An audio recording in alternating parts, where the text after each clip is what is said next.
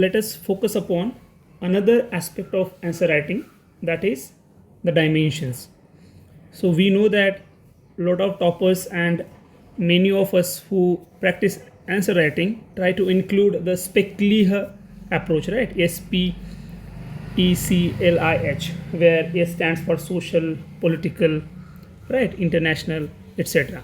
So everyone has to try to include as much dimensions as possible in your answers, because what happens, we sometimes tend to be very narrow in our thinking and in our presentation.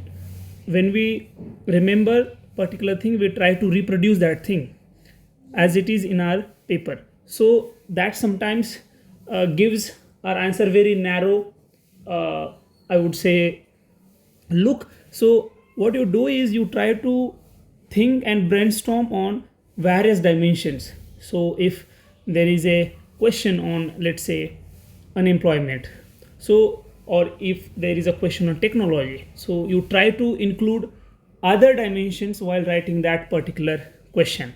So there are social, economic, political, IR, technological, cultural, humanitarian, or ethical. There are a lot of dimensions. You try to think on these on the lines of these different dimensions, and this will help you to bring diversity, and it will make your answer more novel.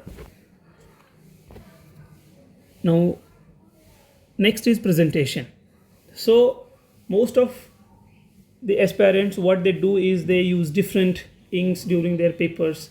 Even they try to beautify their answers, and even they do this within the given time, and that really helps them to fetch more marks. Most of the aspirants do have good handwriting skills, and they do have the representation or presentation skill, and they present their content very well, and that in a way help them to fetch more marks as compared to other aspirants. And yes, do handwriting, presentations, the quality of the answers matters, and that helps you to fetch more marks. So whenever possible, you try to underline the important keywords or headings. You try to make box, and there are other ways also. You focus upon the capital letters when you start your answer or paragraph or paraphrase. So there are various aspects of presentations, and if you, it's very difficult to bring in all these aspects in your answer writing, but as much possible as you can, what you do is you try to include these aspects in your answer writing.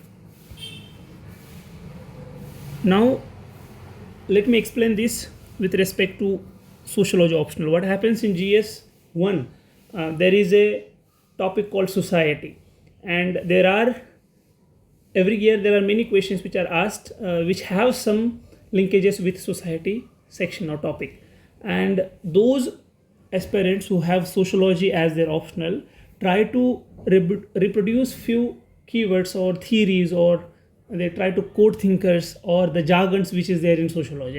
And what has been happening is, those actually students, despite feeling that they will get good marks in their GS1, they are not able to get that much good marks. So sometimes what happens is, overwriting of the optional content in the GS paper should be avoided. So you need to maintain.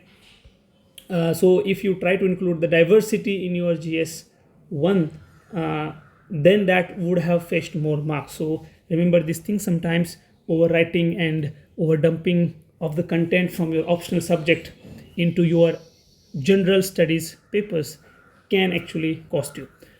Now this is not that important aspect, but for few aspirants it is really important. So what I would suggest is, I used to write papers with V7 pilot pen, and I figured it out during my writing practice and test series. So I would also suggest you same, the pen with which you are comfortable, fix that pen for mains answer writing, and even for your mains examination paper, and you figure it out before itself. And it's not necessary to buy new pens on the day of the examination.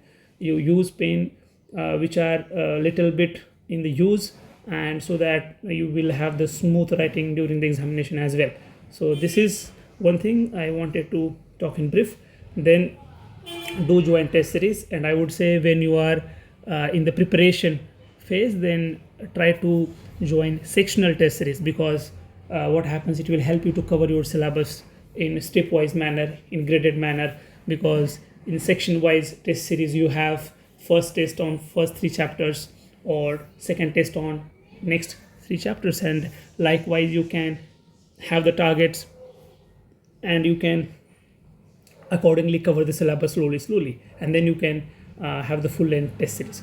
So whether you are joining sectional test series or full length test series, but always do join test series. And along with that, if you have one test series which is available in the market, and what you can do is you must solve all the previous year's question papers. So allocate time and you practice in simulated environment, and that will really help you to fetch good marks. And the last but not the least, use the toppers copies to collect the content, because toppers copies can help you to understand the art of answer writing.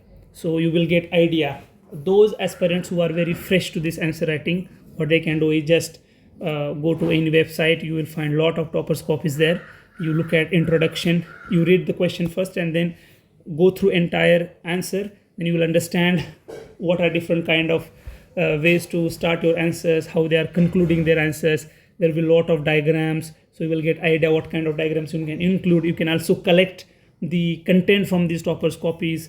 You can look at how the headings are written, and how the particular question is divided into different parts, and how each part is addressed. So, and there are few other things like the miscellaneous. You need not to think always that you have to fill all the pages. If you do that with the same content, it's good, but yes, once you have addressed the demand of the question, you can straight away move to the next question. Whenever you are actually asked to write, then you need to focus upon the various aspects of the questions. So there are things where we tend to write sometimes shallow, so but they expect us to analyze the things very critically, and we should have some genuine content in our answer writing as well. It need not to be very generic, but there should be few things which are unique to you, as well as that will have more value as compared to other aspirants. And you need not to repeat the same things in your answer.